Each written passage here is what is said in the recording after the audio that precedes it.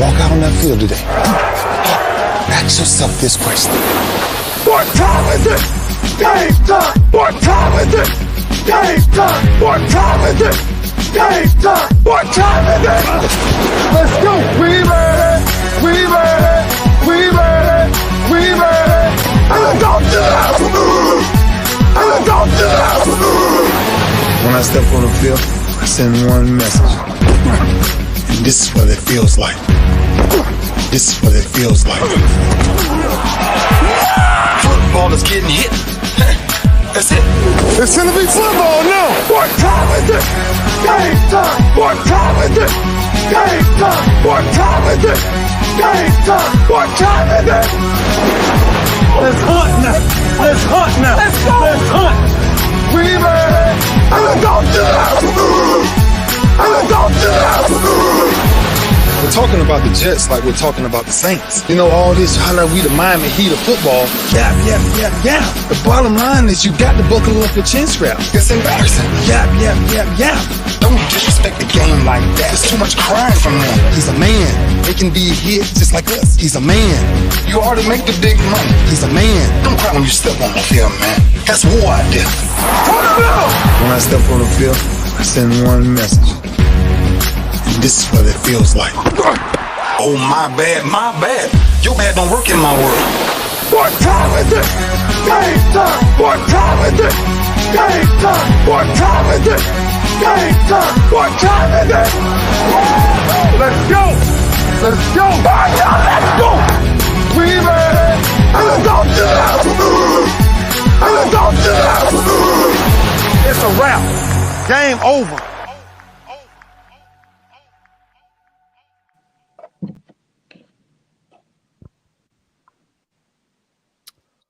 Welcome, everybody, to another edition of the Houston Roundball Review Takeover on the lunch break. I am Chris Gardner, owner and co-founder of the Houston Roundball Review. Joining me is Andy Yanez of Let's Rage Cougs. We'll talk about that later on as well. And also Willie Gibson from Ohio and WTG Sports. I know a lot of fans are tuning in, waiting for head coach Kelvin Sampson. He will join us momentarily. He's finishing a meeting, so he'll join us when he can. Gentlemen, how you doing? Doing well, gentlemen. How about you? Excited. Can't wait. Yeah, I'm going to talk about a few things and talk about what we can talk about. But Deverick Grant, the first question of all the stuff about today's show, about Houston Cougars men's basketball, the first question is about the Rockets. Man, Deverick is a diehard Rockets fan, so let's get into that. But while we wait for Coach Sam to join us, he's momentarily. Coach is in a meeting. Deverick wants to know what are our suggestions for the Rockets at the 4th pick, and any diamonds in the rough for the Rockets. Not at the 4th pick, no. But your thoughts on the Rockets to do with the 4th pick? Who wants it first? Chris, how likely is it that the Rockets trade up, they get inspired by the Houston Texans and move up to number 2, the Charlotte Hornets? Here, do you think it's more realistic to do a trade with Charlotte or with Portland? Because I think it's Charlotte, because I don't think Portland would be interested in any kind of future draft capital that the Rockets have. And I mean, outside of, even if they traded Jabari Smith and Jalen Green, I don't know if Portland would want to do the deal. And I don't think Houston's trading either of them regardless. What do you say, Will? I don't know that Charlotte's interested in future draft capital because, as been reported, Jordan's trying to sell the team now. And I don't know that how attractive a 2027 first-round pick would be, going forward. I think they need box office now at the number 2 pick for Charlotte. Well, I mean, Scoot Henderson. Well, first, I want to know what Dame Lillard wants to do.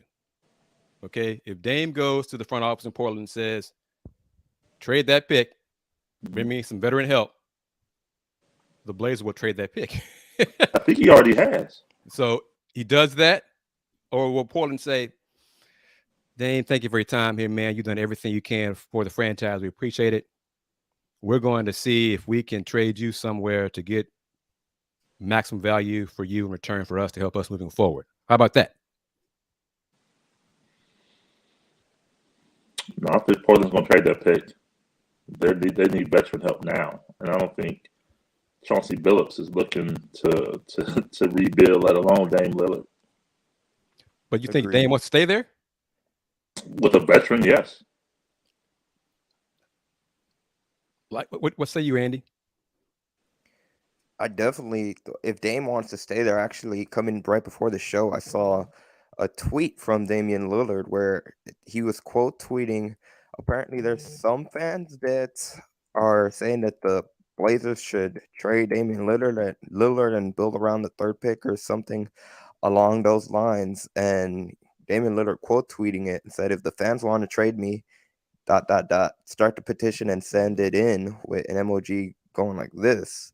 So, I'm not sure. I think it's very much wait and see for Damian Lillard and the Portland Trailblazers. I definitely think that this is the last chance of them being able to retool around him if all parties choose to stick around and see if they can build a competitive team around Damian Lillard as the key centerpiece. And let me say this, because Go On has asked it 3 different times. Let me bring it in about a pick. Yes, a pick can be traded in the draft twice. Oh, yeah. Draft rights, traded, bounced around. Sure. That's not an issue. And Jeb, I'll bring this up as well. Wait, once again, you're joining us here on this edition of the Houston Roundball Review Takeover of the lunch break. Coach Kelvin Sampson is in a meeting, finishing up with the meeting. And once he's done with that meeting, he will join us for a few minutes.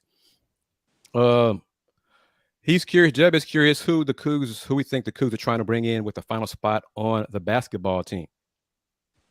Nobody, unless it's an impact player. I haven't changed that thought process for like a month. Andy, Will, we talked about it on Folks Talking Sports for the last few shows. On Sundays, 6 p.m. If you are new to the Houston Roundball Review YouTube channel, thank you. Don't be a stranger. We've touched on it for a while. Unless it's an impact player, Cougs will keep that scholarship open. And I joked before he decided to go to Kansas. I said, unless that impact player was someone like Hunter Dickinson, they're going to keep that scholarship open. Andy, have you changed your thought on that? Will, how about you?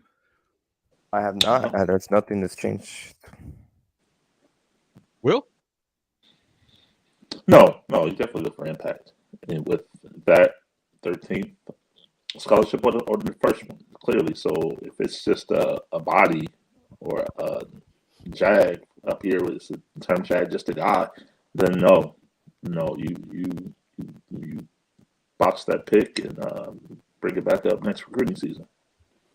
And we're going to bring this up because I want your thoughts on this because I know Coach Sampson probably will have if he chose to answer this question, he'll have a different answer for the question.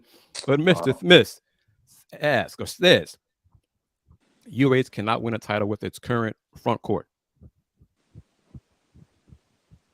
Based on what? Based on inexperience? We don't know. Willie, Andy, how many rings does Hunter have? 0. How many rings does Oscar Sheboy have? 0. Drew Timme? 0. Interesting.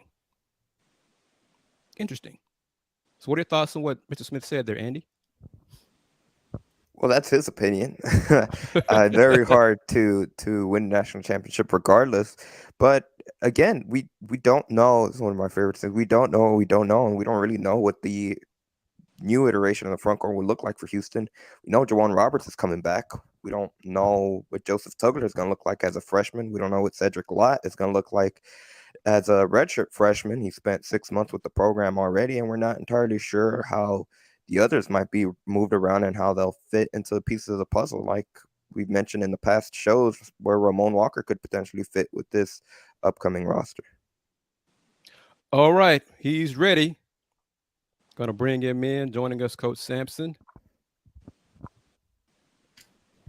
Coach, thank you very much. I want Willie Gibson to smile. He looks like he's sucking on a lemon. Wow. Life can't be that bad, brother. Oh, it's all good. It's all good. Come on, man.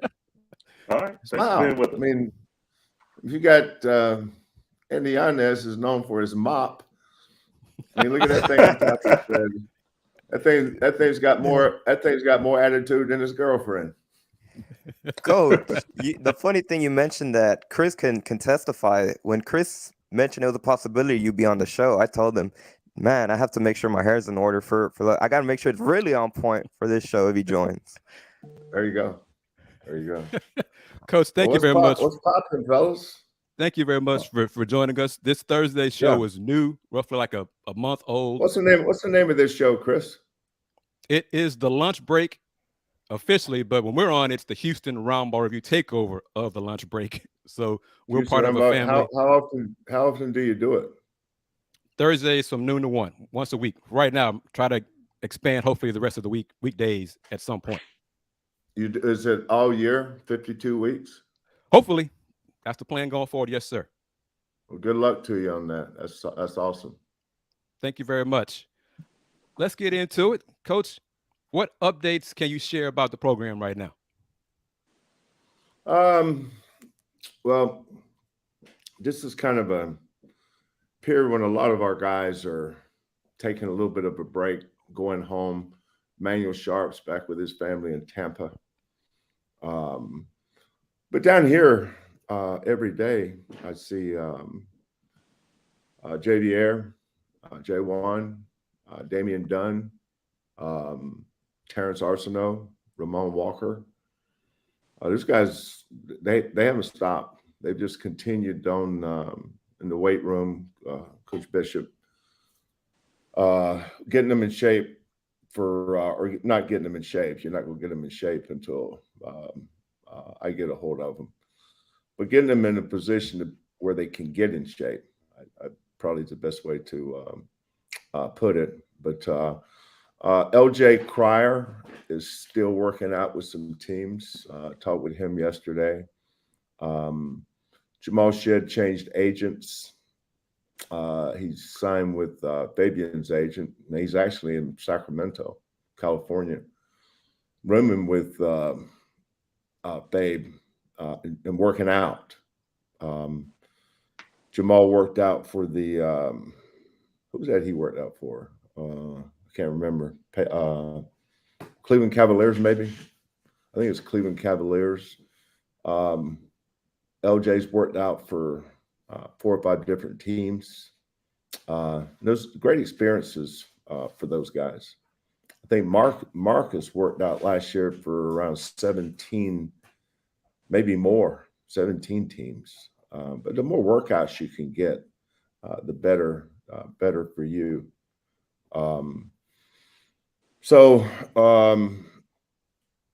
Said Lot is here, but the big date for us will be June, weekend of June 1st, 2nd, and 3rd. All our guys will be back.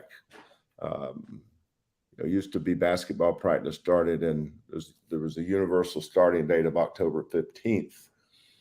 And people still think, well, basketball starts in the fall. When NCAA passed legislation that allows us to work with our kids 8 hours a week in the summer, so there's 10 weeks of summer school, and the NCAA allows us to work 8 of the 10 weeks, 8 hours a week. So that's when it starts. And we've kind of developed our own system on how we handle our days. For instance, Monday is an individual workout day. Tuesday is a position workout day. Wednesday is an independent shooting day. Thursday is 4-on-4, don't turn the damn ball over day. Friday is my day. I'm real careful about my voice in the off season. If you're going to start in June, I don't want to have a 5-day-a-week voice. And that's why I empower my assistant coaches so much. And we have a great staff. Secret sauce to our program is how long our staff has been together. We've developed a cohesiveness that our kids feed off of. They feed off the relationship and energy between Kellen and Quantas, or Quantas and Hollis, or KC and Bishop, because we've been through this thing together, and we obviously know how to move our team from season to season. Now, people can come up and ask silly questions about stuff that it just makes your eyes roll in your head. The way some people think about how a basketball program works. But one of the toughest things is the transfer portal is and I'll use Kansas with Hunter Dickinson as an example. You don't when you do the portal, you're not adding, you're replacing. So people says, why don't we add a player? Well, if you add a player, you're going to lose two. So Kansas added Dickinson. What happened as soon as they signed Dickinson? You guys follow this stuff at all? Other guys What decided happened? to leave. Who? There's 2 6'10" guys. Right. The guys that They're played big, his they're big position. kids. They're big kids left. Yeah. Well, well, we know about it. It happens at all of them. You're not adding any players. Because you're going to replace them. Let's say that we sign Hunter Dickinson. Guess what would happen? JVA is going to transfer. J1 would probably transfer, and one of those other bigs would transfer. So there's such a misconception about people that don't have no idea about how to run a basketball program, about how to use the portal. I actually do this for a living. So this portal thing's tricky. Would I like to add a player? Nope. I like our roster just as it is. I've liked our roster every year. Every year there's something wrong with our roster. But the last time I checked, we're 93-14 the last 3 years with the roster that's got a problem with it. But I believe in the development of our players. I always have. I think J1's going to take another jump, moving him back to the 4. I think JVA is going to take a jump. JoJo Tugler needs to play. That's why those 2 big kids from Kansas, I can't even remember their names. They're both about 6'10", 6'11". Ernest Uday. Yeah. Well, if they didn't sign Dickinson, those 2 kids would have probably played a bunch of minutes this year, and the more they played, the better they would have gotten. But now they transferred because you added a player. So adding a player is not always the answer, because then you're going to have to replace other parts of your roster. So roster management today is tricky. It's really tricky. You got to really think about. And the only people that know the inner workings of the program is the coaches. The only thing that I ever deal with is facts. Opinions are kind of like Andy's hair. Every day is different. Everybody's got a different opinion on something, and usually they don't know whether a jar of Vicks from a jar of mustard. But we just had Big 12 head coaches meetings in Dallas, and we're talking to and that was the thing is the transfer portal, and the transfer portal has been great for us. I mean, great. A few years ago, we had Kyler Edwards, Josh Carlton, Tajay Moore. Great. Nobody had any idea about those kids until they saw it announced. Then last year, did we have anybody from the portal last year? I don't think so. And then this year's been great because LJ Cryer is a proven scorer in the Big 12.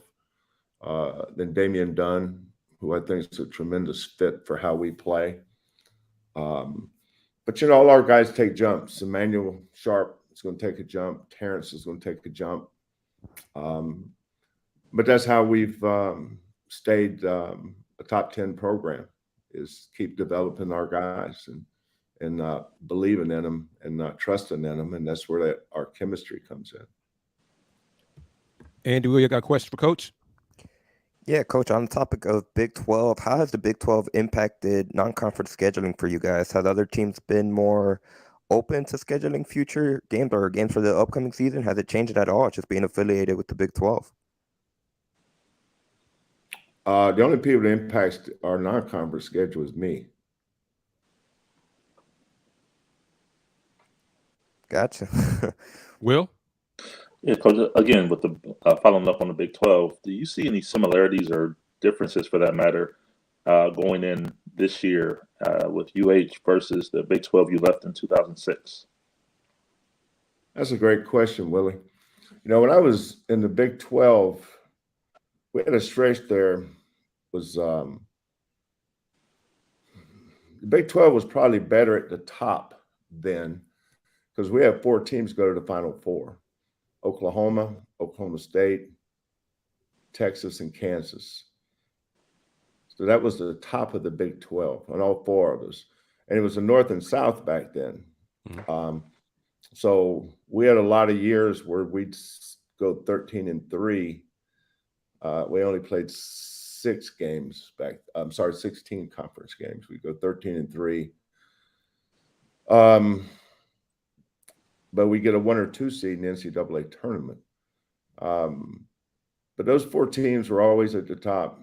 Rick Barnes was the coach at Texas, and I've always thought Rick was a great coach. Eddie Sutton, Hall of Famer at Oklahoma State. Roy Williams, and then Bill. Bill was the coach when I left Oklahoma, but Bill was at Kansas. Scott Drew, the two coaches that were there that are in the league now that was there when I was there is Bill Self and Scott Drew. And nobody's done a better job of rebuilding a program than Scott Drew. I'm just a big admirer of the job he's done there at Baylor. But where the Big 12's gotten better is top to bottom. You know, that's where they're different than when I was there. There were some teams that were, in rebuilding mode some years. Whereas in this league, nobody's rebuilding, but you don't have to rebuild anymore because of the portal. You just reload, and these players aren't free. Why don't you go get this guy? Well, you got $1 million so I can pay him? I don't. That school does. We recently lost a kid, and it was strictly an NIL deal. We could have got that kid. We didn't have enough money, and people can, but that's where we're at. I mean, I'm on the front lines of this stuff. I see it. A lot of times the first thing they'll say to you is, "So here's the range we're in." Well, how about player development? How about the Fertitta Center? How about the city of Houston? How about our great campus? So it's not about recruiting as much as it used to be. Now, for us, we haven't changed. Now we play the NIL game to a certain point, but we're not where some of these schools are resource-wise. So we have to do the best we can with what we have. Coach, the 13th scholarship is open. In years past, you like to keep it open because you just, as you told us in the past, you just never know. Has that philosophy changed at all for this season, this coming season? Not in 40 years, and it never will. Why would it change? What are you mentioned it, coaches, what's the perception of, I kind of know how you might answer this, I think, but joining the Big 12, the coaches, what's their perception of UH coming to Houston, coming to the Big 12, and looking forward to competition? As a coach, you like the competition, right? You're not afraid of anybody, correct? What's the question now? From a Big 12 perspective, your opponents Houston joining the conference. What has been the reaction from the opponents, the opposing coaches, about you guys joining the Big 12? I have no idea. I haven't talked to anybody about that, but I'm sure you can get some of those guys I didn't know. I didn't know the coach at Iowa State until this week. I really enjoyed meeting him and talking with him. Of course, I knew Mike Boynton, Bill, Scott, Jamie Dixon I've known a long time.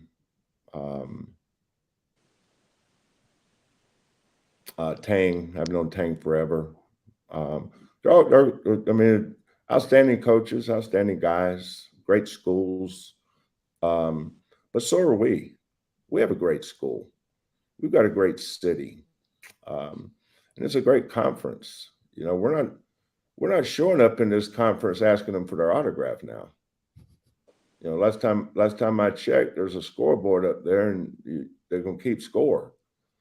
So, you know, we believe in who we are, what we do, and I'd like to think our record speaks for itself.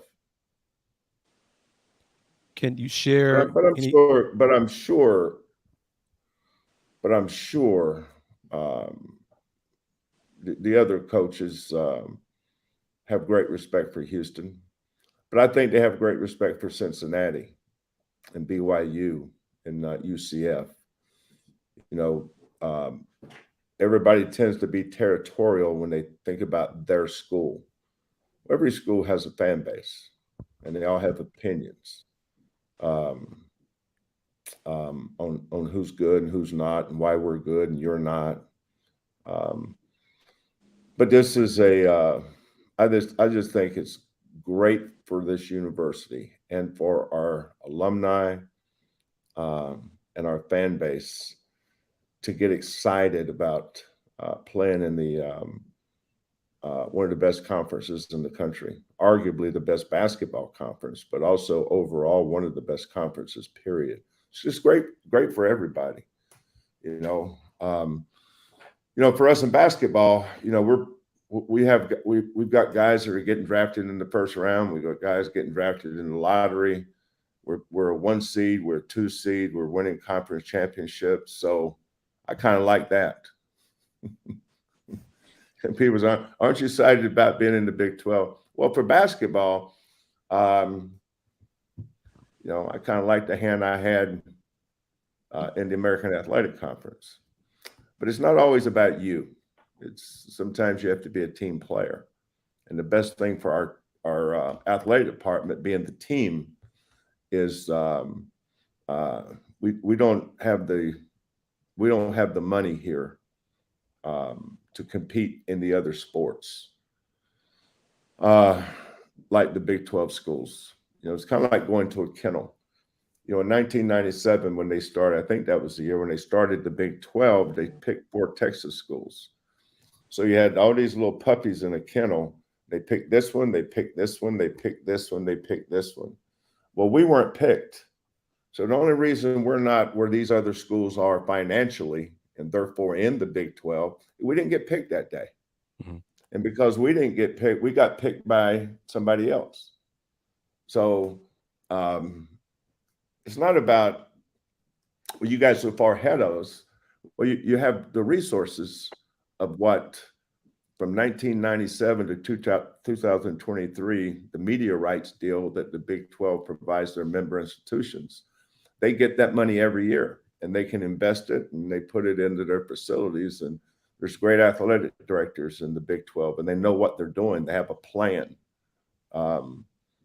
So, you know, we're just so far behind when it comes to that. So we're not going into this league on a level playing field. You know, we're far behind in a lot of ways. Now, I heard Dana say something about that, and he's exactly right. You know, there's a big difference in the resources that Dana is working with versus the resources that, say, TCU or Kansas State. It'll take a while to get there. So there's a lot of excitement about going to the Big 12, and everybody's optimistic. But we know how tough it's going to be these first few years, and that's why I'm always pushing for facilities. You know, you can't stand still. That's not what it is. You know, I've coached in the Pac-12. I've coached in the Big 10. I've coached in the Big 12. I know how those people operate. You know, one of the things that my athletic director at Oklahoma did just about every year when the season ended and we have our postseason meetings was, what do we need to do? What do you think we need to make the program better? And I knew he was going to ask me that question, so I'd make notes during the course of the year. And I said, this is what I'd like to do. 2 things this off season. So every off season, I'm always pushing for something. You know, this our second floor renovations. You know, my daughter Lauren spearheads that. She's the liaison between that group and us, and I sit in all the meetings. And I'm not big on picking out the carpet. I'm not big on what color the slate is. I don't really care about any of that stuff. But there are certain things I do care about, and I want it done right. And I don't like settling. And if we're gonna move to a different zip code, then I want to look like that zip code. If kids are going to go visit that zip code's campuses and they're going to come visit our campus, I don't want them to say there's a big difference in the people in this zip code. Y'all live on this side of the tracks and we're living on this side. No. I want to be in the same zip code. And that's why you have to keep pushing. So that renovation on the second floor is going to be critical. So we moved into this building in January of 2016, and now here we are in May of 2023. There's new stuff out there. Stuff is continually being updated. You know, I challenge all our people, whether it's John Houston in athletic training, Alan Bishop in sports performance, Lauren in her area, Kellen, all our other coaches. Study the country. Keep your pulse on what's new. That's why I'm always looking at facility upgrades in the SEC West in football and the NBA. That's where I get my ideas, not from other colleges in basketball. SEC West, they're creative in how to spend their money. You know, like what's trending, what's new. Okay. Well, if I'm not working on that, then it ain't happening. I'm not sitting back waiting on somebody else to do it. I have to do it. And as a coach, you're the steward of your program. You know, our college, the basketball program at the University of Houston, I am the CEO. So I have my hand on the pulse of everything that transpires in this program. When I walk in this building every day, my job is to uphold the culture that I've established here and make sure everybody's doing their job the right way. Now, I do not micromanage, and I think that's why we very rarely have staff turnover, because we have a great environment to work in. That's why very rarely do you see kids transfer from here. Do we have a couple? Sure. Well, compared to the nation, it's nothing, because kids love playing here. They love the way they're treated. They love the way they're developed. And then at the end of the day, they love winning. Almost every kid that we sign, one of the reasons why they want to come to Houston is because we win. So we got a good thing going here, and I want it to continue to get going, but keep going. But I don't want to sit back and hope that it does. You know, I want to be proactive. I want to be out there on the front lines and looking around to see where can we get better. I'm not ready to say it now, but I already got other ideas after we get the second floor renovated. And that's about a $5 million project, I think. And it's going to be awesome. It's going to be beautiful. Our players are going to love it.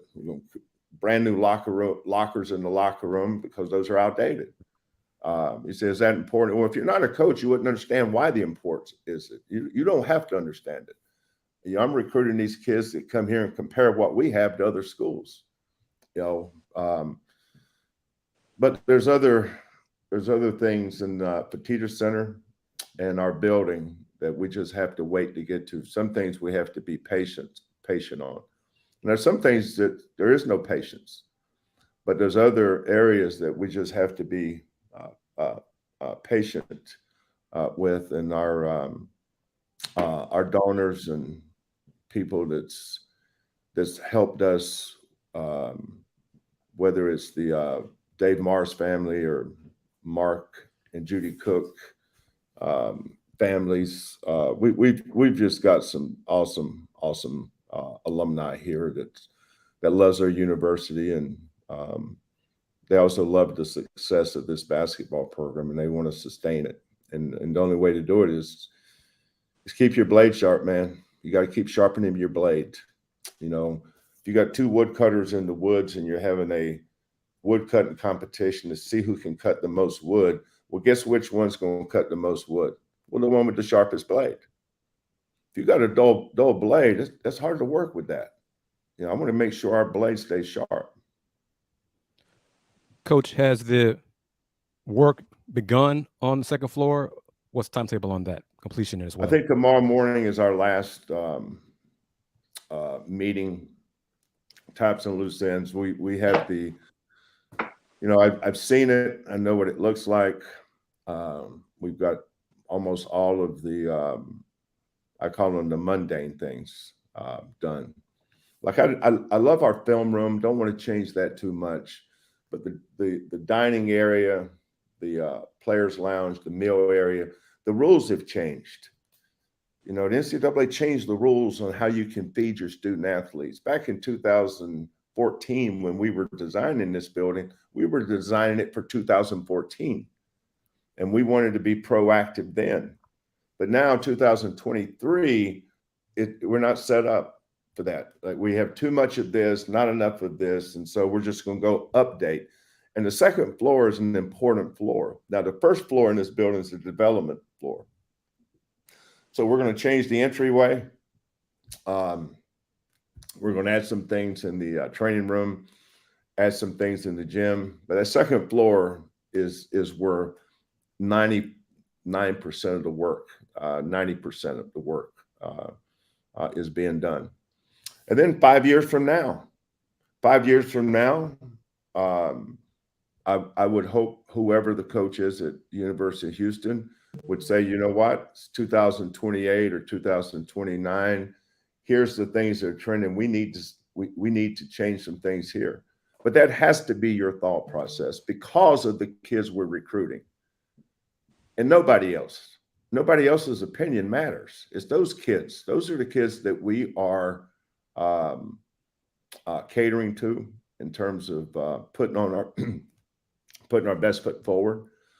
But there's a reason why our recruiting has been like it is.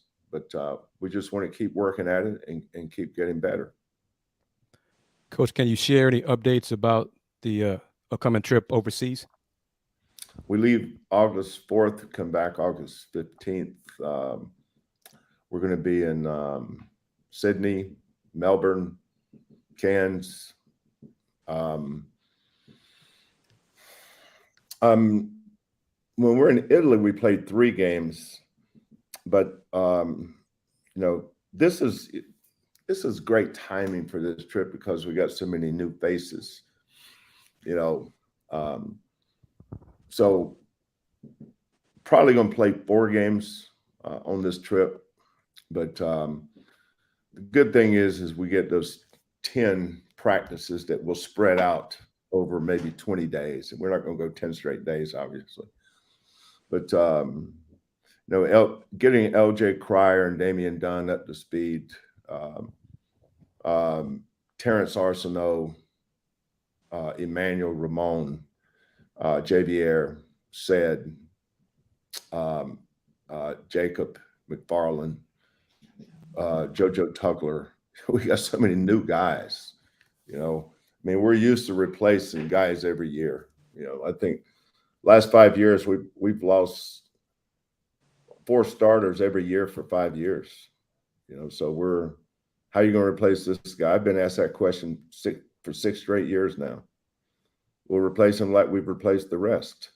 You know, it's like point guard. You know, I like our point guard. Jamal Shedd's going to be our starting point guard. I would think that Cryer and Sharp, Dunn, no, we got a bunch of good players. It's our team versus their team. And that's kind of the way we look at it. Couple of questions if you got more time, Coach. one, have you lined up the opponents team will face in Australia, like in terms of pro, semi-pro, whatever? NBL teams? Yeah. No, we've not only lined it up, Chris, we know what day we're playing and what time that the game is. Is there a chance that'll be streamed for fans to watch anywhere? I don't know. You're asking the wrong one there. Okay. I'm not the streamer. I'm not the streamer guy. I'm sure Conrad probably can take care of that. Conrad doesn't know anything about defense, and I don't know nothing about streaming. What areas would you like to see Ramon work on and improve this offseason? Everything. Everything. There's not one area that he doesn't need to get better at. And is it safe to say that applies to everybody else as well? Get better at everything? Absolutely. Yeah. Yeah. We're not real complicated over here on the ranch now. It's amazing how everybody's a lot smarter than we are. But down here on the ranch, we're pretty simple. Basketball is a simple game, and we try to keep it that way. Andy, Will, any more questions for Coach Kelvin Sampson? Not a question. I do have a comment, Coach. Jeff Conrad does play excellent defense. He holds off the whole media horde from going into y'all's practices before availabilities with you guys during the season. So he does play defense. Well, that also could be called blocking, which is the offensive line. So true. Depends how you want to look at that one there, Andrew. Will, how about you? Any more questions, comments for Coach Kelvin Sampson? No, I got an excellent question from Coach, so I'll stop there. I'm good. No, that was I'd been asked that question, Willie, because I haven't really. There is a big difference. The top of the league was so good back then, but Coach Knight was at Texas Tech. Coach Sutton. I mean, we had so many Hall of Fame coaches in that league, and it's just a really, really, really well coached league. I loved coaching in the Big 12 back then, and I'm really excited about coaching in the Big 12 going forward. And I think we'll represent our university well. Has the non-conference schedule been finalized? It's a good question. I think so. Yeah, I think we're done. I was looking at all the teams yesterday. No. Is it close for Conrad to announce yet? Who? Is it close enough for Conrad to announce it yet? No. Can't announce them until all the contracts get back. So once the contracts get back, but I think we've been in the top 10 in the net for the last, Andy, you may know better than I do. I think we've been in the top 10 in net for a lot of years, but that's because we know how to schedule. Going back to 2019, 2021 is when you guys were in the top. And that's a byproduct of how you schedule. There's a lot of people that are like you schedule this, schedule that, but they don't know how to schedule. Thank God they're not the coach, and I am. And one final question, because you've given us way more than I thought you would. I have. I'm expecting a little honorarium on this one. You might get that. I mean, I got to sit here and look at you three guys for 20 minutes, and I'm not getting compensated for it. My God, Willie, I get on the screen. Willie looks like he's sucking on a lemon. Willie, you got to smile more, brother. He's Ohio State coach. He's from Ohio, so that's kind of different up there. Is there a chance for Fabian jersey to be retired? Fabian White's jersey? I think Marcus was first team AP All-American. Okay. He was a Jerry West shooting guard, top shooting guard in the country. Fabian White's the all-time winningest player. They would both get my vote. So, I mean, but there's a lot of great players here. There's, and I'm glad you mentioned that, because that is something I want to address, and I probably want to address it this year. I've talked about it with certain people in the past, but I think this year I'm gonna really make a push. There's a couple of guys, Fabian and Marcus and those guys in this era, their time will come. But we got to make sure we're honoring the past too. And there's some great players here. And I'm not saying who they are, but I'm talking about guys like Don Chaney and Dwight Davis. And you can go on and on. Those are the guys I don't want to forget, because this program stands on their shoulders. Coaches are all temporary, man. Nobody stays somewhere forever. But and the people that come after us, hopefully we'll have provided a strong enough foundation so they can stand on our shoulders. But this Houston basketball program, especially when you go back to the 60s and 70s and early 80s, and then even in the 90s and 2000s, there's always been really good players, and we want to make sure that we don't overlook anybody. And that's why it has to be a committee of people instead of one guy selecting, because I like learning about them. I hear about certain players and they'll say, this guy was really good. And I say, well, where is he from? Where did he go to high school? What made him so good? I said, well, who was the best players in the conference then? I love talking. I love talking to the former players. And one of my favorites is Otis Birdsong. Mm-hmm. That is a good man. I love Otis Birdsong. He has been so good to us and to our program. Ken Cioli. Love Ken Cioli. Those guys, win or lose, it doesn't matter. I think our record in the last 3 years is 93-14, so we haven't lost a lot. But whether we win or lose, those guys are texting. They're so positive. They're supportive of our players, and that's the main thing. Coach, how can we help? How can we help? How can we help? The village idiot can usually figure out the problems, right? You ain't got to be very smart to point out what's wrong. I mean, anybody can do that.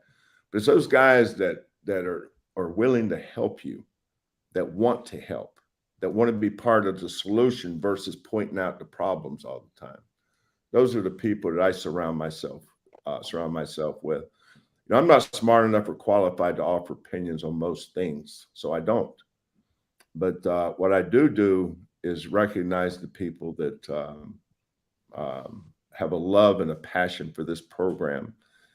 And we have a lot of former players that do, from Dave Mars through Otis. I can go on and on and on and on and on. Ken Cioli. And the other one that doesn't get enough credit, and I know I don't talk about him enough, is Lanny Smith. Lanny Smith's been a great role model for our kids. Our kids look up to Lanny. He's at a level in his life and professional career that our kids aspire to be one day. And I like surrounding them with role models that they can look up to when their time is done and the basketball stops bouncing and now I've got to get out in the real world. Who's done that at a level that I'd like to be at? And Lanny's one of those guys. So there's some guys I'm forgetting right now, but I'm appreciative of the history of this program, and I'm very, very respectful and mindful of it too. Coach, thank you very much. We're going to let you go. Thank you for joining us here on the Houston Roundball Review takeover of the lunch break. Appreciate it. And hopefully, if you don't mind, come back on Thursday when you want to do it again. We can talk Astros. Never know. Willie, keep smiling, brother. Yes, sir. Andy, do your thing. And Chris, I'm proud of you for putting yourself out there on these kind of deals. I know they're not easy, but you keep hitting that rock, brother, and it's going to break. Thank you, Coach. Appreciate it. Okay. See you guys. Thanks, Coach. All right. Take care. Coach.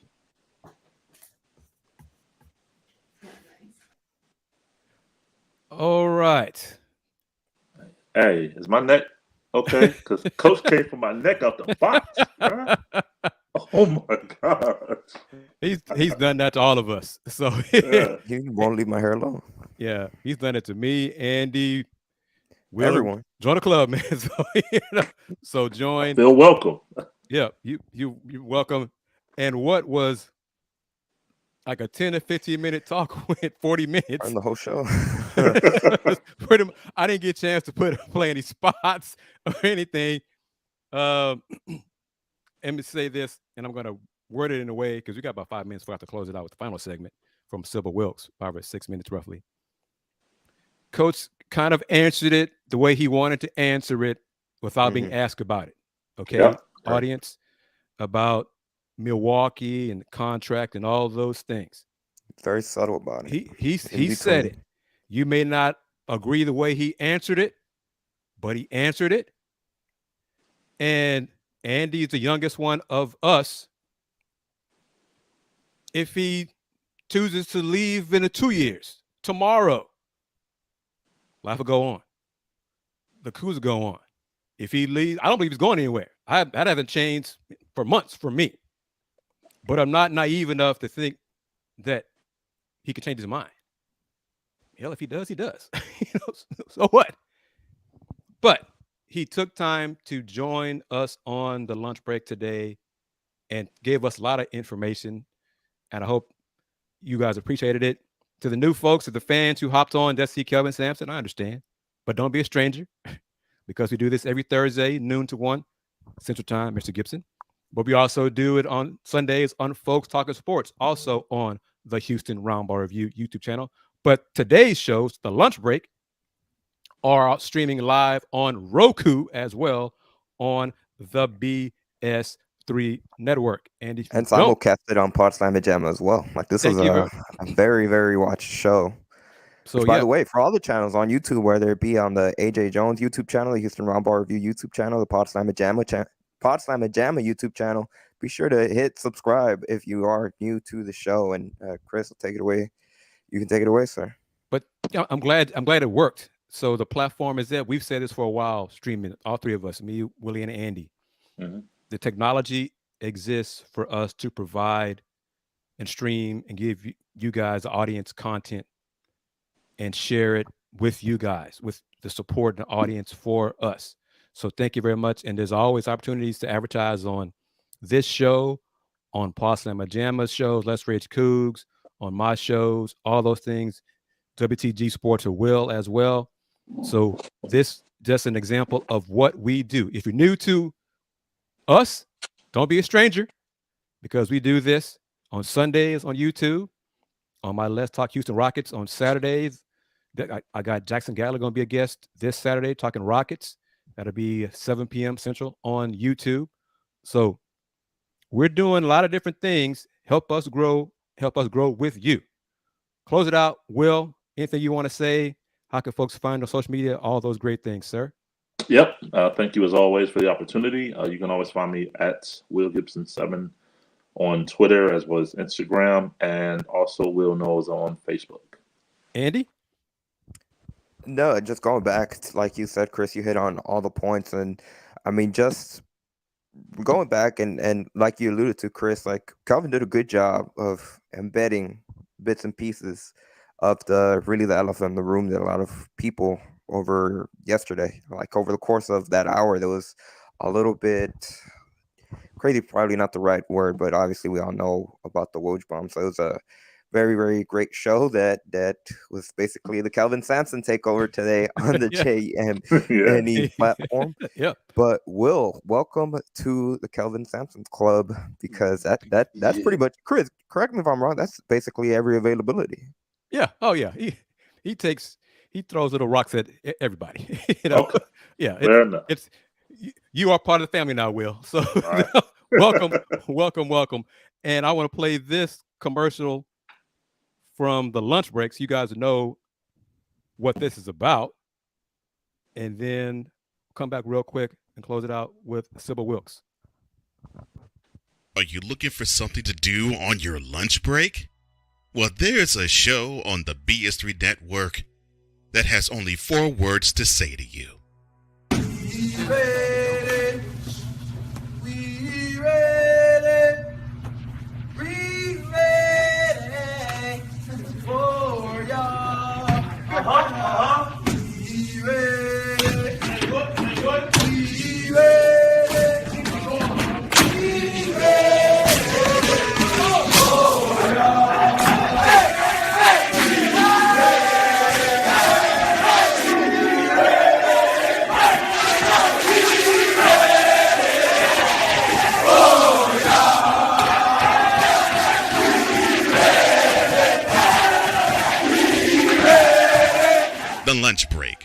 with AJ, powered by JM&E. Live weekdays at noon Central.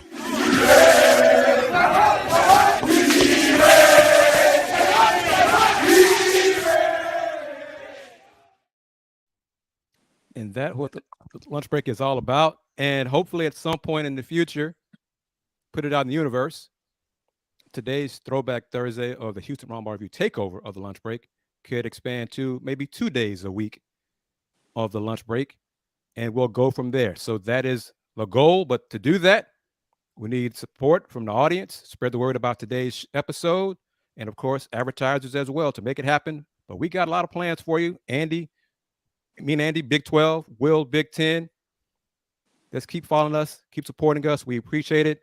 It's a lot of fun. We couldn't get to all the questions and comments because there was a lot of them. So thank you very much, everybody watching us on YouTube, on the Houston Roundball Review channel, on Paul Slamma Jamma, AJ's channel, and of course on Roku on the BS3 network. Tony M, see you Saturday on the Houston Roundball Review for Let's Talk Houston Rockets with me and Jackson Gatlin of Locked On Rockets. So again, I'm Houston Roundball Review's Chris Gardner. Website, HoustonRoundballReview.com.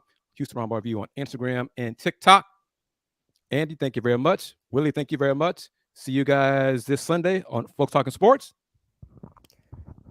All right, so we're going to close it out with what you need to know from Miss Sybil Wilkes. Everybody, thank you very much for watching us today, and come back next Thursday. Peace.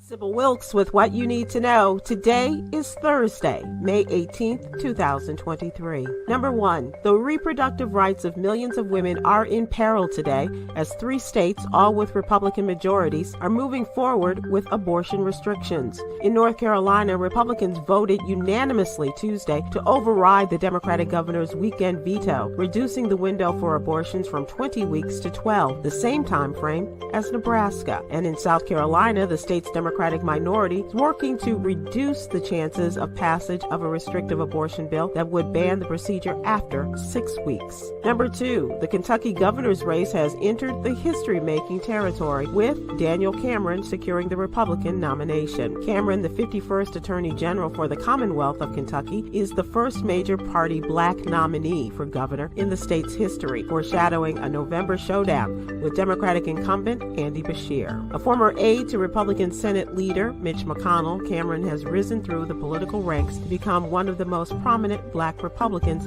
in the country.